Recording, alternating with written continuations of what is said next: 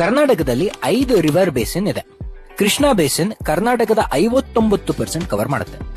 Kaveri 17.87%, west flowing river basin 13.68%, Nandidurga river basin 7.09%, Godavari basin 2.3%. ಇಷ್ಟು ಬೇಸಿನ್ನ ಪ್ರಮುಖ ನದಿಗಳು ನೋಡೋಣ.